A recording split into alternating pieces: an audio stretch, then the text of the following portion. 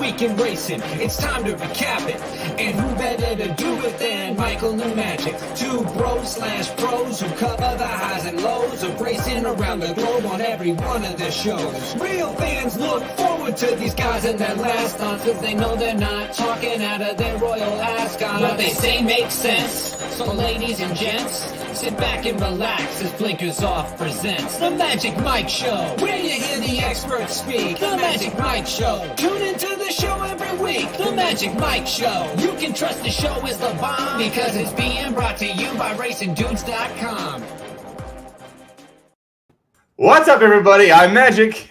And I'm Mike. Sorry about that. Thought I had that all set up. Didn't. There was a little pop-up that happened at the last second. It's the Magic Mike Show. Hey. Episode 93, Mr. Somich. Huzzah! There we go. Hey, sorry about that. Hey, listen, we're a little thrown off because of just the wild weekend we had. You're just now recovering from everything at Monmouth Park, but we got a fun weekend to talk about, buddy. It's going to be exciting.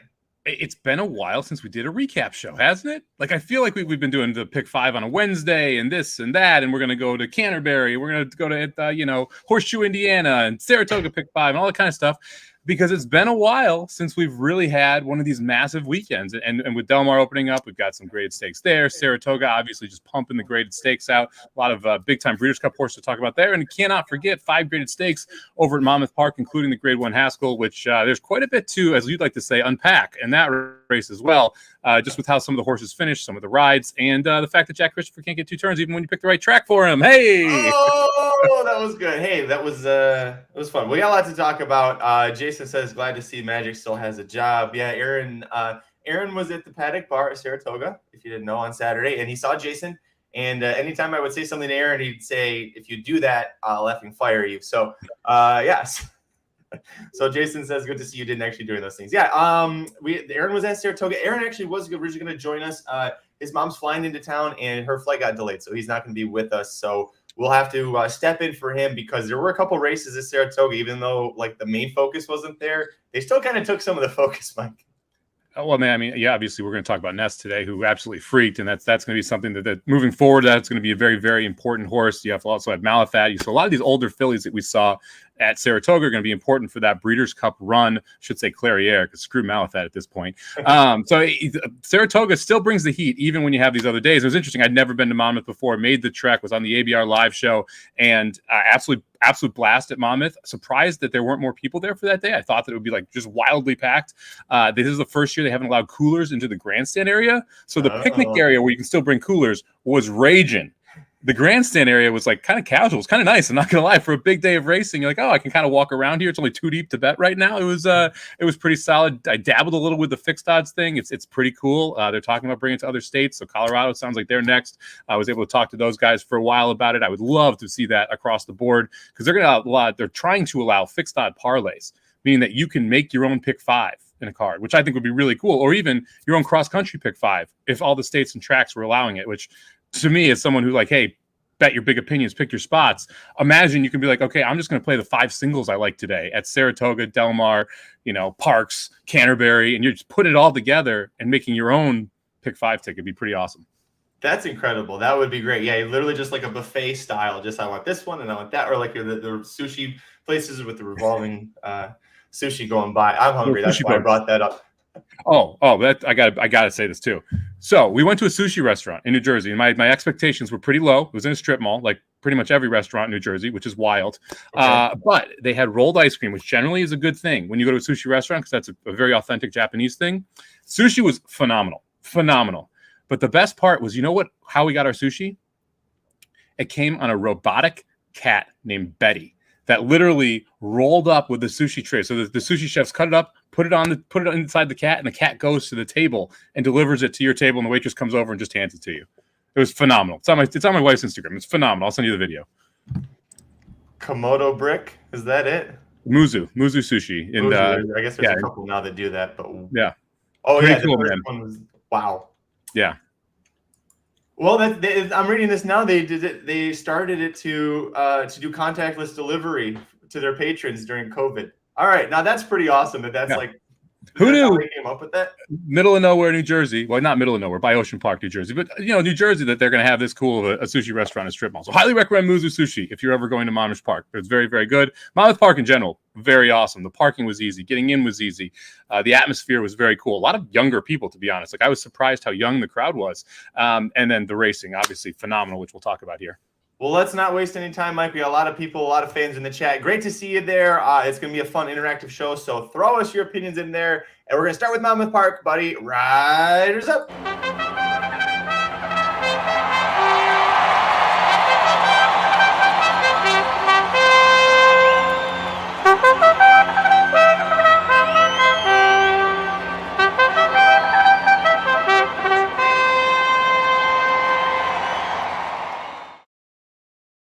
All right, Mike, Monmouth Park, a massive 14-day card, the biggest day of the year for them. And we're going to skip ahead. We'll start with race 8. That's the first graded stakes race.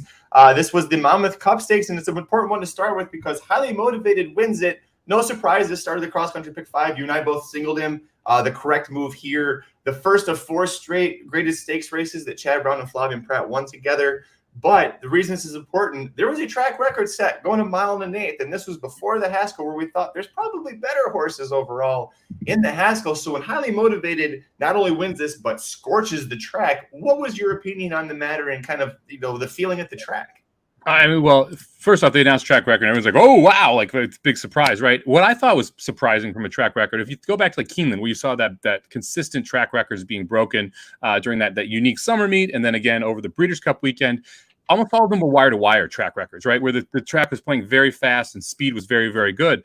Monmouth was fair. I mean, all day, it was fair. I mean, you had a fast track. They were moving, but it was fair. So it was interesting because you had that kind of concrete, quick dirt track without the speed bias, which I thought was nice to see on one of these big days. And like we've seen a lot of speed bias in some of these big days, so it's good to see the opposite of it. Just from this race perspective, I thought this was a really impressive race. Breaking from the 7, you can see we're sitting 3 wide here. Going into the first turn, it's not really what Highly Motivated wanted to do. And so you kind of have to then find your way toward the middle back of the pack, but never really gets to the inside at all. Never saves a lick of ground here. And is able to just run by and get the job done. From a betting perspective, you either had to be 7 or 6 here. It really didn't make a ton of sense to be anywhere else. And yes, they're chalky, but those are the 2 horses that made sense. And you had to pick one if you're playing that cross-country sequence. Luckily, we both picked the 7 and moved on. But this is just a good race from Highly Motivated. I think this is probably the right level, though. I don't really want to see Highly Motivated try to go into Grade 1 company. Right, and I think this was not only that, but I think with his breeding, he's by into mischief out of Warrior's Charge, Warrior's Reward. And so to me, that just says like he's a good miler, mile and a 16th if we're going 2 turns. Mile and an eighth versus this field, he got the win. But if he goes mile and an eighth, even another Grade 3, but against horses that are better than what he saw here, better than Pipeline, yeah, he's a play against for me. If you were looking big picture, would you maybe target Breeders' Cup Mile with this dirt mile if you're Chad Brown? Man, it'd be tough. I think that's a little over his head, to be honest with you. You might have some. I mean, Jack Christopher, we're going to talk about here, is a dirt mile horse now, right? Can we all agree he's going Breeders' Cup Mile? That's right. I mean, and so do you really want to go into that race against Jack Christopher? Now, one comes from behind, one speed. So maybe there is some beneficial value to be saying, hey, we're going to run both there. But I just feel like he's a step below Grade 1 company. I think Grade 2s are great for him. I think Grade 3s are great for him. But the Grade 1 company, I mean, look, he beat Pipeline. He didn't beat him impressively, but he beat him pretty handily here. Pipeline's kind of that same thing where I want him in Grade 2s, Grade 3s. I'm not really looking for him to stretch into a Grade 1. Highly Motivated, like you said, to me, is a fade horse if we start facing a little bit better. We do step up into that Grade 1 company because I think he's going to still take money, especially off a new track record effort and a nice number came back here. So I have some interest in playing against him if he goes up and singling if he stays here or goes down. I think they'll go to, not that it's necessarily the best decision. I do think they target the dirt mile if they can keep him healthy. I talked about it when we previewed the cross country pick 5. He's not only owned by Kalleward Stables, which is Chad Brown's #1 owner. They're bred by Kalleward Stables. So that with literally the Breeders' Cup, there's all sorts of incentives for breeders there. They love it when homebreds come into the Breeders' Cup. So watch where he goes. Buyer figure wise, pretty much right around where he's at. He's a mid-90s buyer. Cat Pipeline, that 104 we thought was a little bit much last time out. Mid-90s seems about the right fit for him. And then you see Informative, the old battler Informative right there about 90. So buyer-wise, kind of what you expected to see here? Yeah, I mean, this is kind of what we projected, right? Is that pipeline number was a little faulty, and that was going to obviously regress. You kind of expect highly motivated to run his race. He's consistent. Can't knock him for that. And against this group, that was good enough, right? And this was just outside of the 7 and the 6. There wasn't much in this race, and so it was really who do you like between pipeline and highly motivated, and hopefully you end up on the right horse in this spot. This is one of those like cold exactas, which $3.30, 3.5 to 1 almost seems like a steal going 7-6 here because of how little was in behind this one. This is one of those tournament plays where you want to hammer this type of exacta because you're getting, 3.5 to 1. That's a 7 to 2 shot that in this case, to me, was a lot less than 7 to 2 that you're seeing those two run 1-1-2.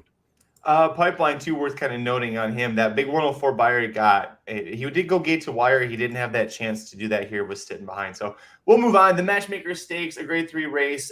Flavian Pratt wins it for Chad Brown. The Mystic getting the job done over Fluffy Sox. Vigilante's Way is always tough at Monmouth Park as well.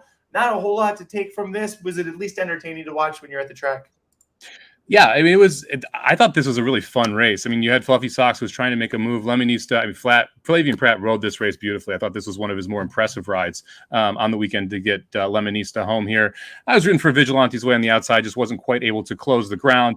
But yeah, all in all, I thought this was a good race, not a great race. Again, felt like the horses were spotted correctly. Fluffy Sox, still a horse I'm probably going to be playing against more often than not from a win perspective, because this horse seems to get bet every time and doesn't win as much as I'd like to see.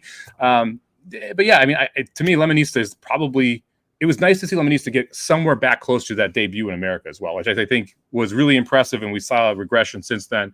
I'm interested to see where Chad Brown sends this horse next. If he's like, hey, we're going to start to try and ramp this horse back up because of how good Lemonista was on debut, and then kind of flattened out a little bit after that. What this really is bad for is, if you remember, these were the different order, but the 2nd, 3rd, and 4th place finishers for the local prep for this race. There was one gate to wire by another Shug McGahee horse. It was like 8 to 1, Stolen Holiday. You weren't getting 8 to 1 on Stolen Holiday again anyway.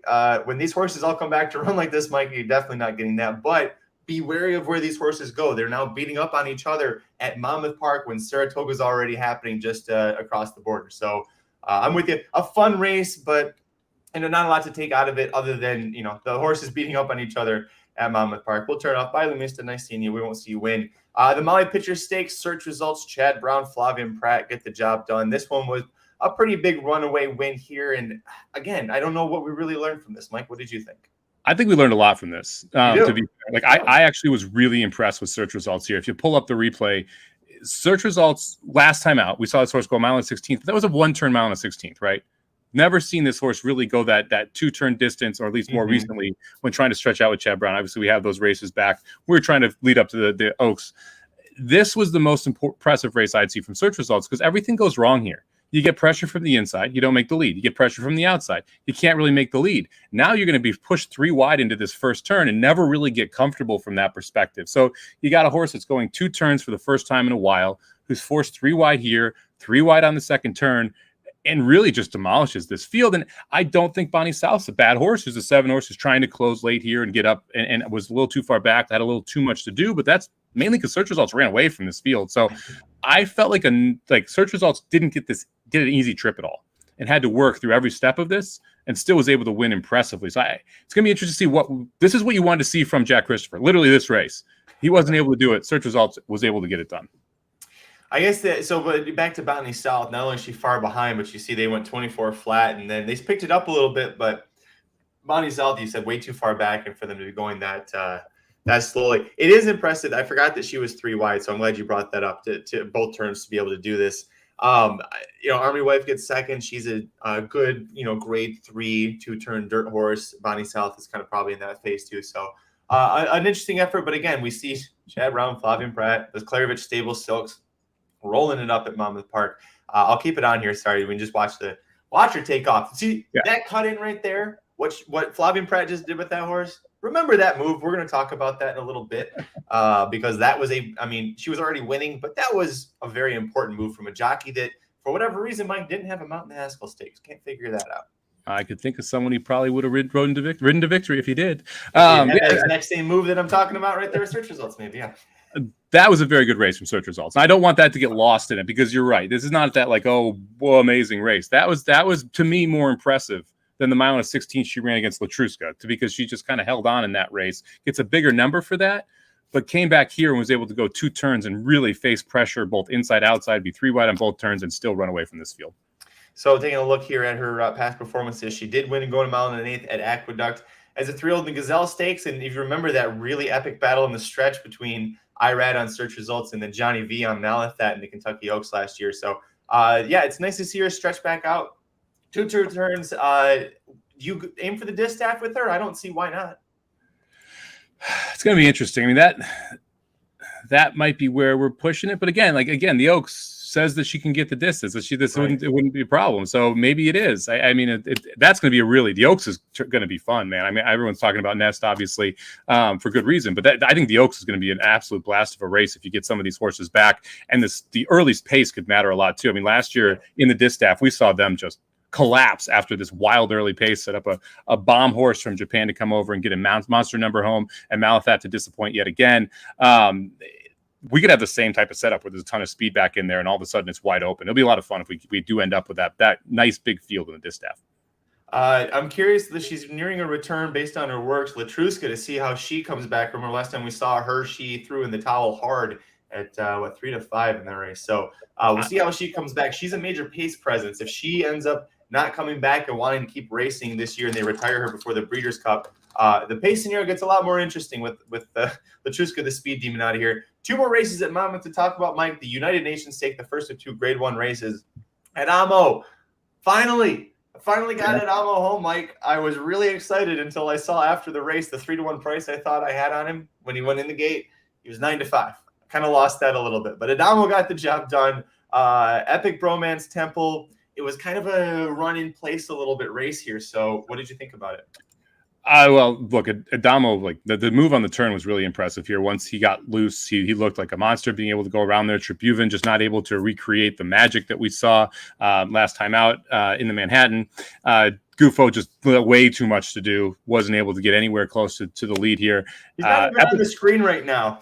We're in the far turn.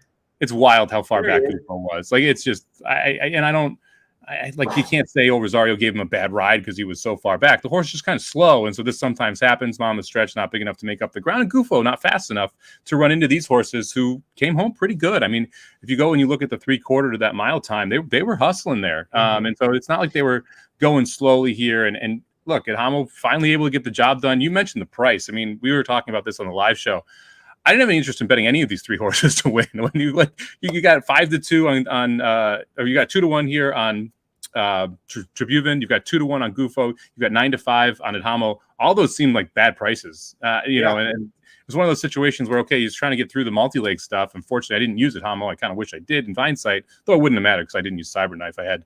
But I would have actually made the next race we're going to talk about hurt a lot more. But this is one of those where, you know, Adamo found the right field today. Really, this was a 3-horse race. It got bet like that, and he ended up having a very, very short price winner that probably should have paid a little more win. And now it's going to be a really short price again next time. It's going to be one of those, hey, do you fade Adamo next time? Because he's going to be the favorite pretty much wherever he goes. Yep. After beating Tribhuvan and winning this race impressively at 9-5. So it's like, you ready to swallow 7-5 on this horse next time, Magic? No, absolutely not. No, this was the time, Mike. I told you, we got him. And he got that Grade 1 win, and I'm out. I'm cashing. It's just like when Rock Emperor finally got that Grade 1 win. That was the time to cash out all of your Rock Emperor chips, whatever you got left. I got done with this on the live reaction on the YouTube channel. I said the most impressive horse to me was Gufo, and I never said that in my life. Gufo impressed me because look at the fractions, 24.7, 48.8. They did speed it up a little bit, but that also just further shows how strong Gufo ran here. I mean, look how far back he is. He's got that white blaze, which is real easy to catch there. But they're this far back, and he's got not a super long stretch to try and make up ground, and yet he's still going to be able to get a lot closer than he probably should have. Tribhuvan hits a wall right there. He was really struggling to change leads, but the top 3-4 finishers are going to be Temple, Gufo, Adamo, Epic Bromance. They're all, or Tribhuvan, they were all top 4 early there. Like, they were all right in that early mix, and then here comes Gufo right at the end, almost gets 4th. Gufo's going to go to the Sword Dancer hopefully next. I think that horse, if he gets some damn pace to chase, man, I think I might play Gufo on top in that race. Yeah, I mean, it's kind of crazy, man. I think he was 16 lengths out, 15 lengths out according to the chart at mid-turn there. We'll take a I mean, look. so just to try and make up that much ground is absolutely wild. I mean, it's so difficult to try and make up anywhere near that. This I'll have to pull it up manually here. Goofo, yeah, 15. He went from 9 lengths at the stretch call to 2.5 behind. Like, Yeah. What? It's a good close, but they went quick. They like Edhamo was impressive here with his final time. He didn't slow down that much. If you go to incremental pace, they'll show you what the horses actually ran. I mean, Edhamo comes home 23, 23, 12. And Gufo is making up ground through that entire part. It's just not enough. And he's just too far back. And you know, if he's closer up, maybe he doesn't have the same kick. So it's hard to like play devil's advocate from that perspective. But just too far back, too much ground to make up. Edhamo ran too well. Look at that number. Yeah. 11.31 for the final furlong. I got to say, if that stretch was, if they were at Churchill Downs, if he kept that speed up, he might have won. Or like that's how fast he was going. I do have to say, I do have some interest in Temple back, depending on where that horse runs back. I didn't love the Jose Ortiz ride here. He was next to Edhamo in the backstretch. And if you look at these incremental pace numbers, he was as fast as Edhamo coming home here, except he got in traffic trouble that quarter there at 24.15, where Edhamo ran at 23.29. And that was the difference, is that he was not able to get loose when Edhamo was able to get loose. He ran home faster than him. He was just a little bit slower the previous quarter. It was that quarter where he got into that trouble there that cost him the ability to be able to really win the race. That's awesome. Listen, moving forward, I think you got to watch where these horses go. Don't take Edhamo unless he's facing a bunch of donkeys, and even then, be careful. But Chad Brown's got a grade 1 winner here. They're not going to do that. That was it for the Chad Brown train, though, because we got to the grade 1 Haskell, and everybody thought, well, Chad Brown's winning everything. Let's just bet the house on Jack Christopher and Mike. They forgot what the Magic Mike show kept trying to tell them for forever. Jack Christopher can't go 9 furlongs against this field. We thought Table was going to get the job done. Mike, what did you think about this race? I'm going to put the replay on, and I kind of want you to walk us through, you being there live with, we were all fully on the Table. He's going to win this race here. Yeah, I mean, this was a little wild. I mean, Taba breaks well. And he has a chance to go to the lead here if Taba wants to go to the lead. Kind of settles in after getting rail position on the 1, which I think made sense. Cyberknife could have also shown speed. Cyberknife kind of backs off, lets the 7 and 8 go out there. I think this is interesting. Jack Christopher's like, okay, I don't want the lead. I want the 8 to go. He kind of backs off a little bit, lets the 8 cross over. I thought Mike Smith did a really good job of saving rail here. He kept this rail position the whole time. He's like, hey, I'm just going to sit here. I'm not going to allow my horse to get in any trouble. This is one of those rides where, and we'll see this when we see how Mike Smith handles this backstretch.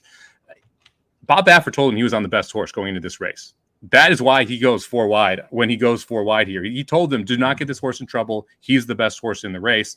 And so it was interesting to see this ride when you think about it in that manner, because I think that was clearly the directions from Baffert is this is the best horse. Don't get him in trouble. I got to say, though, I thought Table was going to lose by 10 at one point in this race by the way he was running. When you go in toward this far turn, it looks like, okay, he's backing up. You see Mike Smith going to move him out from the rail here. You're going to see Cyberknife come inside. And then you're going to see Taba start to ask right here and starts to back up a little bit and back up a little bit. And Cyberknife gets on the inside of him. And then Taba starts to make this move. And it's interesting. You got a couple people saying, oh, this is a dull effort from Taba, no effort from Taba. One thing I think that we haven't seen from Taba is the mental progression that you'd like to see from the horse. And when Bob Baffert talks about how this horse works in the morning, he runs to his competition. He doesn't work great because he works, whoever he's working with, he beats them by a nose, by a neck. He doesn't blow them out by multiple lengths, and it makes him look slower in the morning than he necessarily is. When you watch this replay back, watch what happens when he passes Jack Christopher, because you're going to see the exact same thing that they've been talking about. This just isn't a focused horse. Now, I don't know if that means you need to add blinkers or what you need to do. I do know he had blinkers when he was in, I think, Sean McCarthy's barn, and then Baffert took him off. He works in blinkers a lot of times, yeah. And maybe that's one of the reasons here, but as Magic, if you want to hit the play button here, you can kind of see. I thought he was done at this point, by the way. I thought he was dead in the water. I did too, and then he makes this move right here. There at that quarter pole. Where now it looks like he's going to win by 5 when What's he's dull about that? There is nothing dull about that move that horse just made to do that. And then you watch when he looks like he's going to fly right by everybody, and he gets by Jack Christopher and just slows down. And that's the thing. And we stop right there. And he literally gets his nose in front, slows down. Then he sees Cyberknife on the inside and re-engages with Cyberknife, and a half a length turns into a head, turns into a nose, and he's ahead of stride after the wire.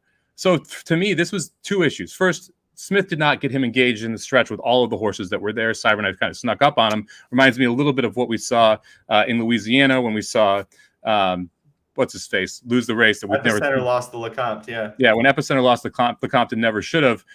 It also means Taba just needs a little mental aspect. So to me, I mean, it's one of those where, hey, look, Taba ran well. He probably was the best horse in this race. Probably should have won the race. Did not engage with the horse to the inside when he didn't see him, and it made the difference because he couldn't make up that extra half length there late and accelerate. And the fact that he closed the ground and then was ahead after the wire makes me believe even more. This was more of a mental issue than anything else.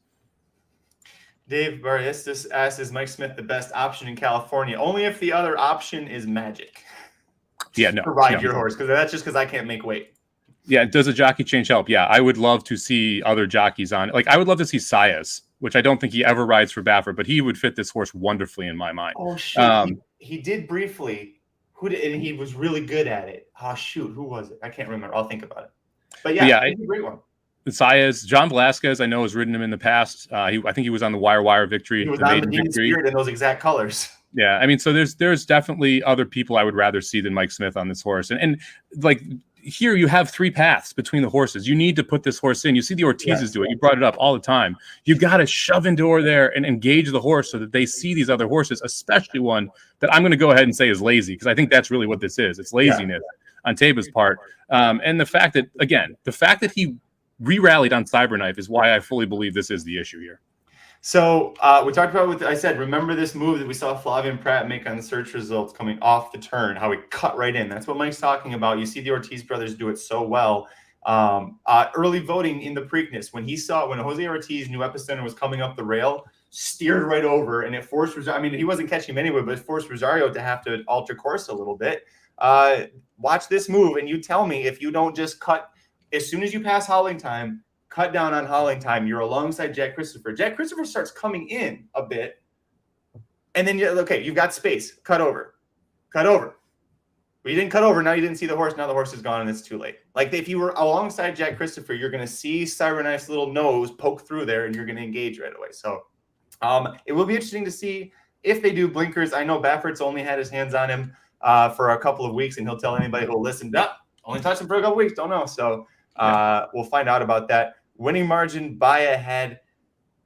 Now, here's the thing. The cross country pick 5. I had Cyberknife, but tip of the cap to you. If you had Frankenstein, our 2 very cheap tickets, you get Cyberknife here, which Mike didn't have. You get Filo di Ariana, which tip of the cap to you when Gate to Wire at Woodbine, you said was the right move, and it was.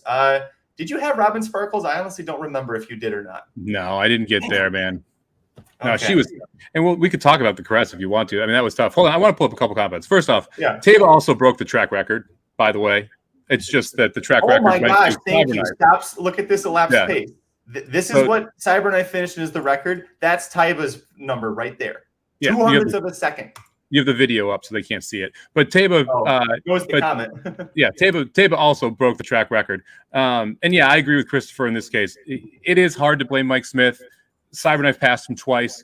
He could have saved ground. I think his directions were to not get the horse in trouble. That's why he steered outside. I think Taba fired. If this is first off a layoff, I'm not sure how you can't be excited with the future considerations for this horse. To me, this is one of those things too. Like, when you look at the price, it's wild to me that Jack Christopher was 3-5 and Taba was 2-1, 2.1 to 1. You can't tell me that Jack Christopher was 3 times more likely to win that race. And when you go back and you listen to all of Chad Brown's statements, when he says the sentence, I think Jack Christopher can get 1 1/8 here. What's the problem with that? The word here. You shouldn't have to pick a track. If the horse can get 1 1/8, it can get 1 1/8. You are basically saying you don't think the horse can get 1 1/8 when you add the word here at the end of that sentence. It's a great point. He says here because it's supposed to be a lightning fast highway. It's like if he was it's almost like he knew it was Keeneland at the Breeders' Cup the last time Keeneland had it. Let's shift the focus there because this is a Breeders' Cup when you're in for the classic. Cyberknife punches his ticket. Brad Cox says if he comes out of this, we're going to the Traverse. I love it. That Traverse is going to be race of the effing year. I cannot wait for that. Taba, I don't know if they go Traverse. If they do, Baffert can't run him there. I would assume Taba probably either goes Pennsylvania Derby or Awesome Against Stakes. Probably, I would say Pennsylvania Derby, because then you're facing just straight 3-year-olds. A lot of the big 3-year-olds aren't going to be targeting that race, right, as they get ready for the Breeders' Cup. Yeah, I would say underneath card Derby, then possibly Pacific Classic, then Breeders' Cup Classic for Taba, something like that. So somewhere in that manner. Maybe the Awesome again, and then the Pacific Classic, Breeders' Cup Classic. But I would assume you're going to face Olders in California before the Breeders' Cup. And this is Bafford's best horse. He just said to everybody, "This is my best horse," by running him here in the Haskell as his return to the spotlight inside of horse racing. So do with that what you will. I mean, I know we all have our own opinions about Bafford, and I don't love seeing him win, but I also don't want to lose money. So I realize I have to bet him in certain circumstances. And I think Taba is probably his best horse. Cyberknife, all the credit in the world to Cyberknife, which, by the way, was the buzz horse from the Brad Cox barn this time last year. This was supposed to be his best 2-year-old into the 3-year-old season. If you go back and listen to Aaron talk about Cyberknife getting the distance, and in some of those Arkansas races, he was high on that horse going into the Derby until the post draw happened. Yep. Cyberknife's turned into a very nice horse. Like, I don't want to take anything away from Cyberknife here, especially if you look at those incremental fractions. What he did in the middle of that race to get inside, save position, and then try and make that run was pretty impressive. So I don't want to say, like, hey, Cyberknife, Taba blew this and Cyberknife just got handed it. Cyberknife ran a damn good race to win this race. And there probably is a little more upside in Cyberknife as well. We've seen Brad Cox do very well with 3-year-olds, progressing throughout the year. So it'd be great to see Cyberknife in the Haskell. Yeah, he was the you outlined how Brad Cox had just had so much faith in him, and he just was one of those horses. If you take off the one clunker he threw up in the comp where Cox was like, I have no idea what the hell that was. That wasn't Cyberknife. And then you scratch off the Derby because, of course, you should. This horse is a really solid 3-year-old. He's a son of gun runner going to the Breeders' Cup. So that's a great one to end on for Monmouth Park. Let's go to Saratoga for Saturday, because even though we only had 5 horses and you could only do win place betting, Nest versus Secret Oath was starting to look like an epic fight as they're going. Well, let's just put the replay up, because I don't know about you. Jared and I were watching this live together for the reaction for the channel. There was a certain point where we both got like chills, and then they just kind of disappeared. And we were like, all right, well, this 4-5 bet that we made on Nest is going to cash.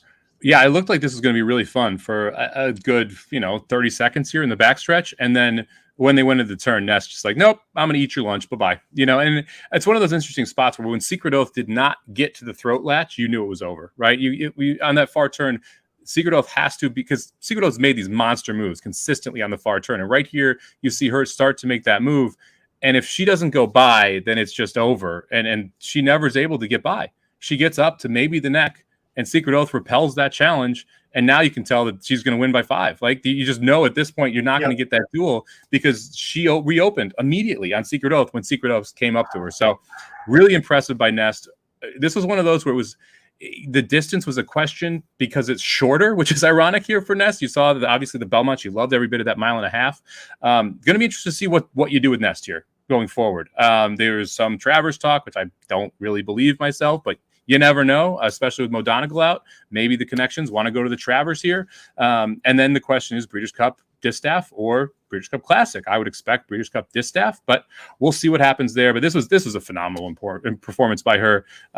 Secret Oath, the horse I can't get right, man. Like, this is so frustrating, this horse to me. I cannot get that horse right. But Mike Wergen, sorry, we good? Oop, did you just mute yourself? Sorry, there we go. No, I don't know. Listen, Mike and I have the same microphone now, so I'm still learning it the way he had it. Okay, so what I want to say about this race is exactly what Jason put in the chat. Just going nuts at the finish line. I mean, this was like the Ashland Stakes at Keeneland, where I just went apeshit when she turned it on in the stretch. She's so fun. I'm with you, Mike. I don't think Travers is where they should go with her. She did a great job to get second to Mo Donegal. But that was without Epicenter, without Zandon, without Cyberknife, without, all of these great horses. So, Alabama Stakes. D. Wayne's down for a rematch, going 1.25 miles. Nest is down. Todd Pletcher's down as long as they come out of it okay. Who the F shows up for that besides those two? Like, does Chad Summers have a horse that he just throws in for some graded black type? I don't know. I mean, there's the 3-year-old filly class has been whittled down pretty quickly here, hasn't it? Like, well, you can see Kathleen O up there. Like, who else are we going to send up to Saratoga here to try and get the mile and quarter? I think it's really going to be these two are going to be the main headliners, and I would be surprised if Nest is in 2-5, and surprised if Nest doesn't win by 5, right? Yeah. It's unfortunate that this is weird. I wish the Alabama was open to olders because now I just want to see Nest and Malathat already. Well, let's throw Clarier in. Like, let's just throw these in into the. I guess that's a good way to segue over to the to Sunday's race, the Shuey Stakes. I'm gonna guess, was that race 5 as well on Sunday? Yeah, it was. God bless you, Saratoga, for being predictable. Malathat and Clarier in the Shuey Stakes. This was a 4-horse field. First of all, Clarier and Malathat, what a freaking rivalry these two have, man. This is a fun pair to watch. Well, I mean, Malathat has to win if it's a rivalry, right? I mean, she won a bunch last year. Yeah, last year. What have you done for me lately, Malathat? Oh, run second. That's what you've done for me lately. Look, no excuse here for Malathat. Again, and it never looked like at any point in this race Malathat was winning. She broke poorly. She's 3 wide here. Clarier looks like she's moving better. Crazy Beautiful looks like she's moving better for the mass majority of this race than Malathat. Malathat doesn't like to win. I mean, we just have to accept that fact at this point, right? Because she should have won the Breeders' Cup Distaff last year and completely choked that one off. She had a beautiful setup last time out, completely choked that race off. There's no way Clarier should have beaten her last time. And this race, she doesn't look good running at any point. Never in this race does she look like she's going to win. Tell me at what point you think Malathat's going to win this race. There's not a single one. No, you're right. You're absolutely. Clarier would have won by 4 if Rosario didn't get her in trouble in a 4-horse field. Let's also focus on the fact that he had to check twice and then veer to the inside to be able to get room and still won by a length and a half over her. Bless John Imbriale too, because in the call he was saying, she's looking hard to handle. And I'm like, no, she's not. She's looking pissed off at who's handling her. Yeah, that's it. Look here, you're like, Malathat's making her move. And you're like, is she? Is she really making her move? Because it looks like she can't pass the one. And then Rosario's like, oh, okay, I'm going to go right over here. And it's like, oh, wait, nope, I'm going to have to check. Nope, on top of Crazy Beautiful? Yeah. No. Okay, on top of Crazy Beautiful. Okay, up on top of Crazy Beautiful? Okay, inside of Crazy Beautiful. Oh, okay. Yeah. And as soon as he goes inside, this is over. I mean, there's no way Malathat's going to run these down at this point. And Malathat's struggling to get by Crazy Beautiful here until the last furlong. And Clarier just opens up. Banging on her. Clarier's like, get out of here. Yeah, it's just, it's one of those, I have no interest in betting Malathat back pretty much ever at this point. I mean, like last year during the 3-year-old season, she was very good, was winning. These last races have been good, but she's just not to Clarier's level. Yep. And are we really going to say that Clarier is the best older filly in the country right now? No, it's a decent debate. I mean, we've got a great division for it. We talked about Latruska, CC, if she wants to go 2-turn, we don't know what they're going to do with her.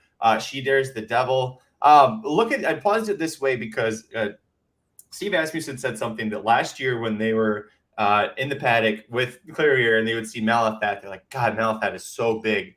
And he said, we were in the paddock for this race. I looked over at Malathat and I looked at my filly and I went, okay, we're the same size now. Like, we're ready for this. We felt really good about that. I'm not going to say that she was going to beat Clarier either way because Clarier just looked, the way she pinned her ears, and she looked unbeatable. But Malathat was adding blinkers. Pletcher was trying to experiment a little bit with that to see if it would change up the fact that she kind of hangs a bit. And he also said that going over from the paddock, she was dull, not herself, didn't seem like she was having any fun. Be curious to see if, do we see Malathat again for a while? Does she need a break? Maybe she was sick. I don't think that the blinkers or anything like that was going to stop her from, was stopping her from beating Clarier. But just an interesting couple of notes from the race there. Yeah, I think the size is interesting, especially as we talked about how Malathat was bigger than all of her competition at 3, and now at 4 she's not. Yep. That's obviously going to give you a disadvantage when you're going these longer routes. You want the bigger, more muscular horse in a lot of cases. And now that Clarier is the same size as Malathat, it's interesting that, well, not the same. You can see Malathat's still a little bit bigger there. But Clarier has gotten a lot closer to Malathat in that sense, and the tables have turned now twice in a row. Yeah. As Kevin says, I hope they'll show up to the personal ensign next. I just love watching these older fillies. It's fun. Hopefully, like I said, hopefully Malathat keeps going. So the debate now. Do you take Nest? Do you take Clarier? Who's your pick right now as the division leader, for the Breeders' Cup Distaff? Well, look, to me, this is so pace dependent, this division, because for my money, going 2 turns, Latruska is still the best horse in the country if she gets loose. Now, does she get loose ever again? That is the question, right? With search results, who's hanging out here now, search results enters the chat. can clearly go with Latruska. However, it didn't look like that was the plan going a mile and 16th at Belmont. If you remember that race, they were trying to slow search results down the entire time, and then she stalked this time going 2 turns. So it'll be interesting to see moving forward if that's the case. Latruska on an easy lead is still the best older filly in the country. Now, and a little easy lead for Latruska can be 22-4, 46-4. Let's keep that in mind. It doesn't have to be 24-48. She's never getting that, but she doesn't need that to still be very good. I don't think we can just dismiss her based off of the fact that she got cooked by search results, right? And that's really what happened that last race. Malathaat completely out of the conversation for me now. Nest has definitely entered the conversation. I can't leave Secret Oath at the top tier, and Clairiere, I think you have to respect the heck out of her right now. So to me, it's really Nest, Clairiere, and Latruska that start the conversation, and then you go from there. All right, Mike, you want to head to Del Mar? I think that cover. Oh wait, no.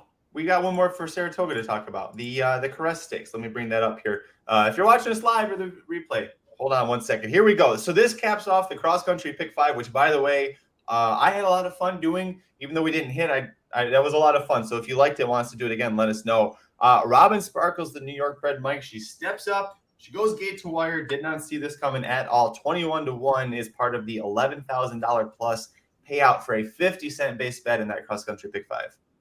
Yeah, look, there are races you could point to say Robin Sparkles could do this.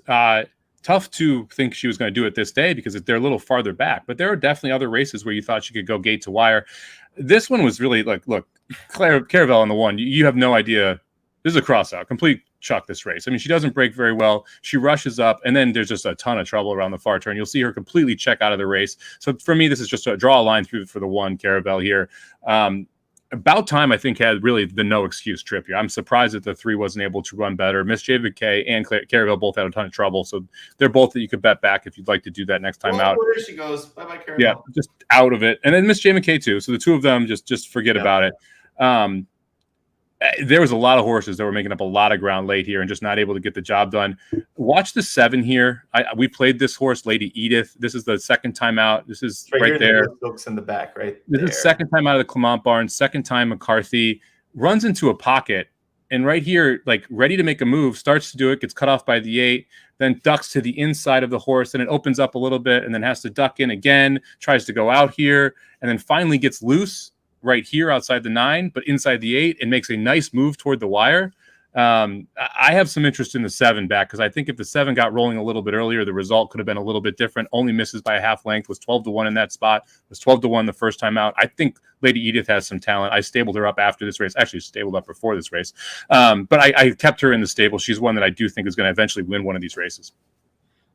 She was 15-1 there. Hopefully her price doesn't plummet too much there. I know that especially a meet like Saratoga in a stakes race, the trip notes people come out and we're all, I mean, you should do trip notes, but not everybody. A lot of people are going to see something like this or become hyped. So just be a little careful with Lady Edith. But Mike, you definitely were right about her performance in this spot, 15-1. Boy, poor Caravel. She was 9 for 10 turf sprinting against females coming into this race. Yeah, but she never had a chance. I mean, it was just she missed the break a little bit, but in a 5.5 turf sprint that matters, and then that check mark around it, like she's just no chance after that. And she was under wraps too. She finishes last, but there was no real big time effort after that check. The only thing in horse racing currently in California is magic. Listen, we don't have to talk about too much, but I got the hat on. You want to talk about Tiz the Magician? I mean, sure. We can talk about this. Oh, wait, we didn't talk about Del Mar at all. I guess we should talk about Del Mar. It's a nice second place finish there. I mean, Del Mar was wild this weekend. We can talk about Hector Berrios winning the stakes on Sunday at 30-1. That was kind of fun. I mean, the guy that became a joke because Jared said my boy and then said his name wrong because he didn't even know who the guy was. Yeah, he wins the stakes in California. Good for him. We mentioned he was going to be there on the Thursday show, and watch out for Hector Berrios because he makes, I think it was the dudes who bet daily that we mentioned it on. He gets bombs home when you're watching Florida, and he did a good job there at Del Mar in the opening weekend of moving his horses forward compared to what their odds were.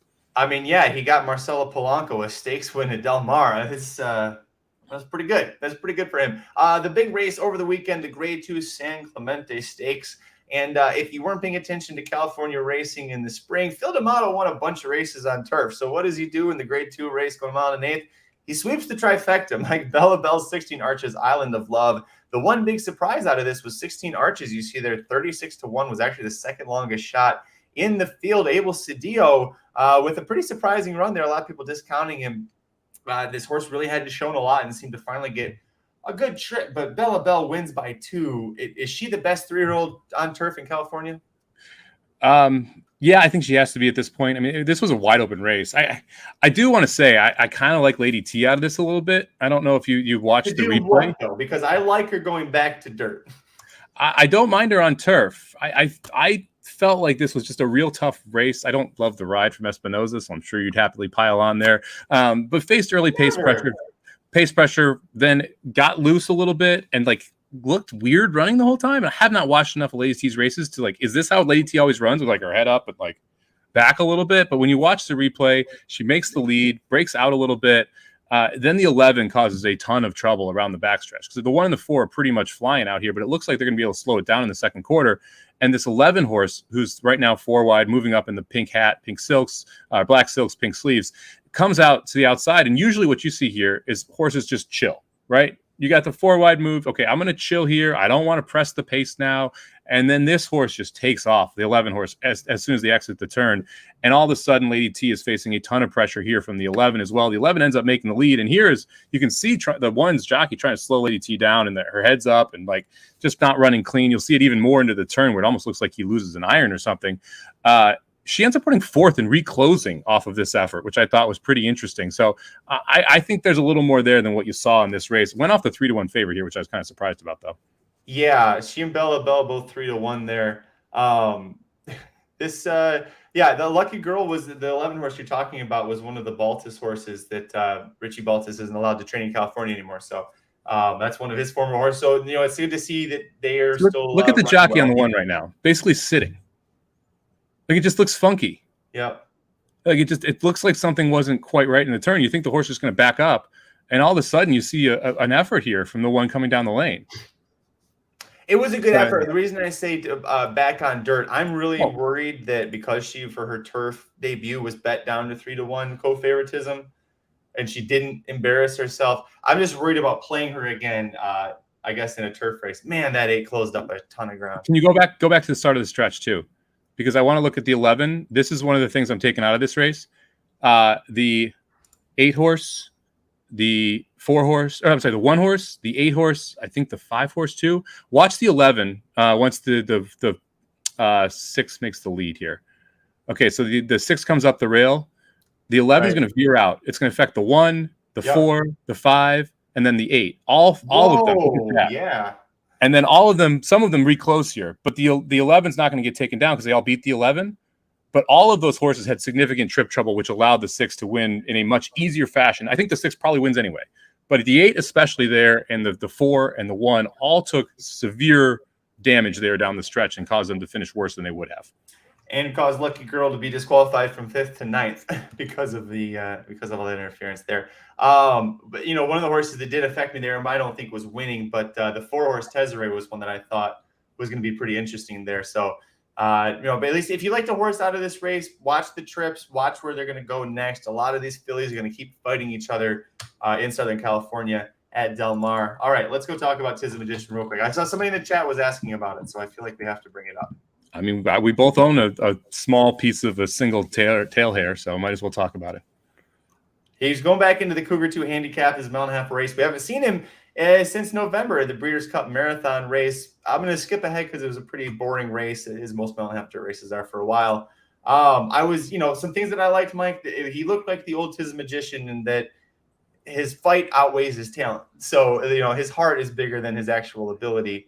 Are we in the final turn here? Oh, no, yeah. We're on the backstretch again. Okay, well, let me speed this up a little bit. Haywood's Beach, when I saw how closely he sat and how comfortable Ramon Vasquez looked early, I knew we were going to be in trouble. We were going to be in for a fight here. But what I love about him is that he even when he gets past, you're going to see Tiz the Magician keep fighting. And he held on for a second, and every horse that was chasing him had the race advantage on him already. So he had plenty of excuses to give up and not keep trying, but he did it, Mike. And one of the most confident looks I've ever seen from a jockey right there. Ramon Vasquez, a whole big wheel in his head around, like, who's coming? I got this horse put away. and like you said, Tiz fought back. I thought Tiz was going to lose to this 3-horse by 5-6 lengths when Ramon Vasquez did that. And he dug in, and like I think you put it wonderfully. The horse has more heart than talent, and you can tell he loves to run. He loves to compete, and just better horse today. The 3 was just better, right? Yeah. And I thought it was impressive that he stayed within length of the 3-horse there. Yeah, just second best, and really, there's nothing wrong with that if you're being realistic. I didn't see what his buyer was. What did he get? Well, I got a 90. It wasn't a great looking. There've been better looking Cougar 2 handicaps like the one he won last year. We'll see what they do with him next. Last year they used this as winning this race to go to the Pacific Classic, because where else were they going to take him this year? You go to the Pacific Classic, you've got Flightline, you've got Country Grammar, maybe Taba. Haywood's Beach is going to go there. I don't know if I want to go there. I would probably just keep him long. I mean, look, the horse is better going a mile and a half. I would be pointing to the 1.5 mile Breeders' Cup race and working back from there. But that's the thing. There are only a couple of these like really long dirt races in the year. It's like that's why he went Pacific Classic. They're like, it's the farthest he can go. Yeah, I might as well throw him in there then. I mean, it's a paid workout in that sense, where even if you run 5th, you're getting more than working out, and you want to get one more in him before the Breeders' Cup. So I think the goal is that 1.5 mile race at the Breeders' Cup, right? I mean, that's long-term for him. I think they wanted to see a bigger effort out of him here, and maybe go to the. At this point, he's 5, and he loves to run, and he's sound. He's probably going to get snipped. There's no point in that. This was kind of like the last ditch effort. I think it's like if he does well here, he was saying the Pacific Classic last year. If he can win it this year, the problem is last year's field is probably the second worst I've seen in the last 10 years, and this year is just looking like a top 3 in terms of talent. So we're going to have some fun races coming home here. I mean, the between Saratoga and Del Mar, these next 4 weeks, 5 weeks, you're going to have some phenomenal races. I mean, like we're talking about the Pacific Classic. I mean, obviously the Travers looks amazing. Like you're just going to have some really good races, and we're just talking about the dirt too. There's going to be some fun turf races as well up here at Saratoga and down at Del Mar. How about the payouts at Del Mar all weekend? Man, we always talk about how Del Mar's a hit 1 and you're up for the meet. I had $383,000 pick 5 in the opening weekend. I mean, just some monster numbers coming back. There was $1 million horse at Saratoga in the pick 5. We were talking about early pick 5 carrying in a text thread one time. So just monster payouts both at Saratoga and Del Mar. Makes it tough, but man, if you get to 1, you're good, right? You know who had a really good Del Mar opening weekend? Aaron Holtzman. Look at this, and it was in the chat. See if I can find it in the chat because it was very nice of you to bring it up. Aaron Holtzman completely crushed it at Del Mar. I mean, opening day he had he went 4 for the first 5. He had the top winners. He gave out Kid Corleone as a long shot play on Dudes Who Bet Sports. It was the free pick winner, and I think he was 10-1 morning line and won at 8-1. So you still got a lot of. There it is, Martin. Martin wants to know who put up the free picks on Friday for Del Mar, helped him hit the early pick 5. That's awesome. But if you're listening to the podcast, I'll tell you, Aaron Holtzman, the winnings just from the opening weekend at Del Mar, $10,913.60. It's not bad. Impressive. Not bad. Look at the pick 3 numbers, man. That's where it came back. Yep. $7,000 in pick 3. By the way, if you ever do want to know the Racing Dudes, how we're doing with Aaron's premium product picks, all you have to do is go to racingdudes.com, click on the free picks, and then find the tracks that you want to go to. We have all that information out there. We'll tell you what we're good at and what we're not good at. It's updated automatically by a system that we pay for, so we couldn't fudge the numbers if we were smart enough, which if you watch the Magic Mike show, at least one of us is not smart enough to do that. So where are we going this weekend? We got we'll be back on Thursday for the Magic Mike. It's actually a busy week, so everyone who's still hanging out with us, thank you very much. Dudes Who Bet Daily will be back Wednesday through Sunday this week. Hopefully we can get some more winners home there. And then we've got the Thursday show for Magic Mike. Where do you want to head? Do you want to do cross country pick 5 again? Do you want to do a late pick 4 sequence? What are you feeling? Let's do cross country pick 5. That was fun. I like it because we can do different tracks. We get like the bigger races. When it was just you and I and like 30 people listening, it's like, yeah, let's do one we think we're just going to be easy to hit. Now let's do what the fans want to do, the big races. All right. We'll do the cross-country pick 5 then for this weekend. So make sure you get your handicapping tools out and get that fired up. We'll be back 5 to 6. We're not getting kicked off our time this week. We'll be there. Freaking blinkers off. So we'll be ready for that, for the cross-country pick 5 for this weekend. Then again, Dudes Who Bet Sports, Monday or Wednesday, Thursday, Friday, Saturday, Sunday. Ton of Del Mar talk, ton of Saratoga talk. That's noon Eastern every day. Make sure you're checking that as well. It's been fun to see that literally quadruple in size in 3 weeks, the number of people that are involved in the chat and watching it. So make sure you're checking that out as well. It was Friday or Saturday's show. Saturday's show, we swept it, right? We went 4 for 4 with the top picks. Most days we're winning ones, and Mike keeps track of all the units and everything like that. So it's a lot of fun. We'd love to see, even if you're not a sports bettor, we'd love to see you just kind of hang out And we have the tournament. The next Racing Dudes tournament is this Friday, Mike. It's going to be, I'm excited because it's the first one that's going to have Del Mar involved with it. So figure out who Barrios Hector is riding at Del Mar and pick those horses on turf. But Shoddy's ready. I've been getting some subscribers, email, and friends of ours, Mike. They're all excited for this tournament. Tell the people they don't know what it is. Yeah, we do a tournament every other Friday, $10 to enter. We seed the pool with $150 in horse tourney site credit. So the highest scoring subscriber gets $150 extra on top of it, which makes it actually a huge value to play too. You enter it up to 3 times if you'd like to try and take down that $150. Then there's cash prizes that pay out generally based on the horse tourney's schedule. We've been getting about anywhere from 25 to 35 people in here, so pretty darn good shot at a free $150 if you're a subscriber to any of the products at Racing Dudes, be it the $70 a month product, the premium picks, up to the Somobombs, the Rockets, whatever it is, you get it in that tourney. And we do a live show that covers it as well. So make sure you join us on Friday afternoon for that live show. And to me, one of the coolest parts is you're also playing the big tourneys of the day. So if you've never played tournaments before and you're trying to adjust your strategy and learn how to play, and when do I play long shots, when am I playing favorites, you can compare your results to the results in the $15,000 cash tournament or the NHC qualifier or the BCBC qualifier, which are some of those big time tournaments which gives you shots at big time scores. So highly recommend you're doing that. We're about 2 weeks away from the Spa and Surf as well. If anyone wants to try and get in that, there are $28 qualifiers going on right now into the $147 main event qualifier. I think it's $2,500 to enter. Going to fly over the $400,000 guarantee. One of my favorite tournaments of the year because it's Saturday and Sunday. Every race at Saratoga, every race at Del Mar, every race at Saratoga, every race at Del Mar. So you get about 40 contest races. You're playing every race as a mandatory against everyone else in this contest who's playing every race as a mandatory. So it really forces you to handicap and figure out, okay, when am I going to play favorites? When am I going to play long shots? When am I going to sprinkle in that 5-1? So that's one of my favorites of the year. That's the 6th and 7th of August. There's been some asking here from Alex and some Jim Dandy talk that is this weekend here. Let's talk about it real quick. Alex brings up, what do we think the Jim Dandy odds are going to look like? Well, here's what we got. 5 horses right now. Zandon Epicenter, early voting, Tawny Port, Ethereal Road.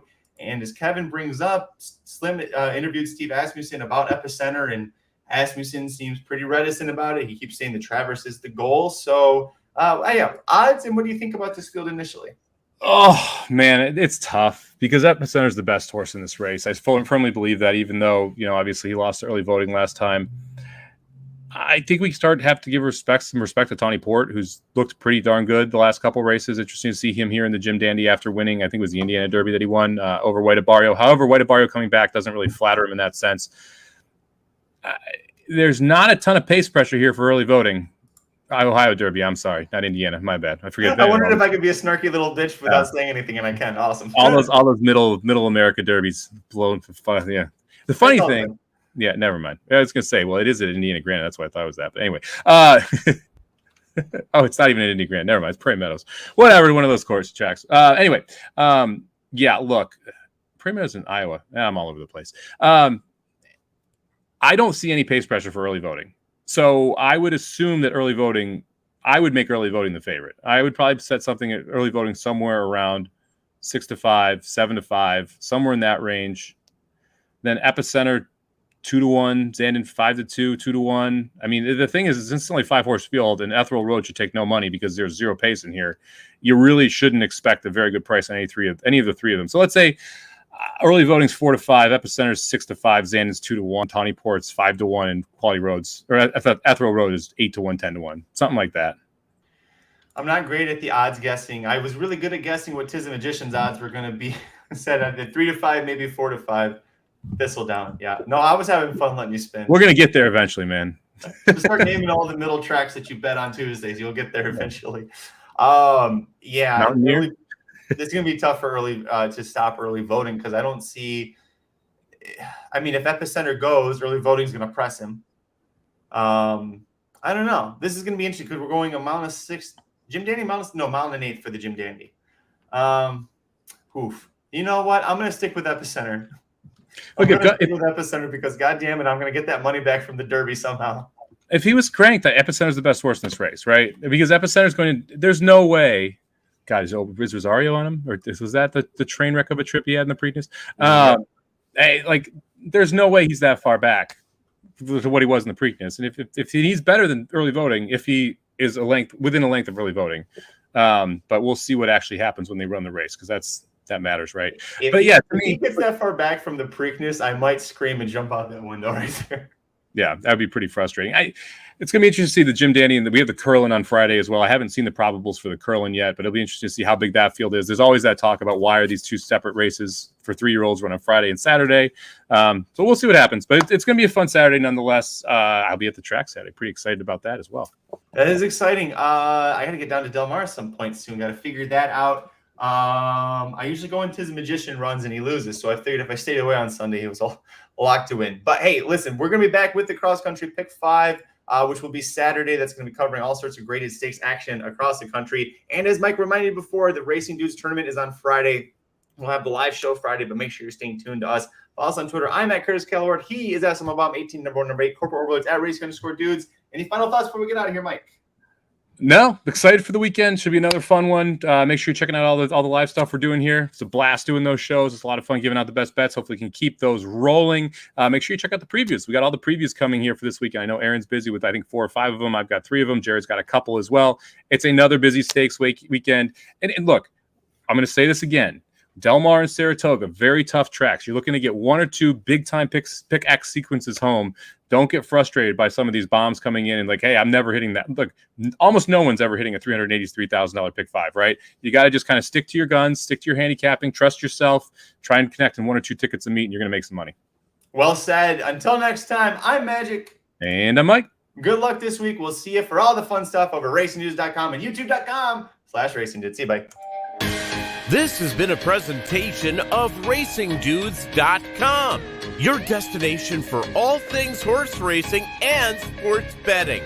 Whether you want free winners, expert insider picks, up-to-the-minute trackside weather reports, or podcasts and videos for bettors of all skill levels, never make another wager without visiting the Racing Dudes. First,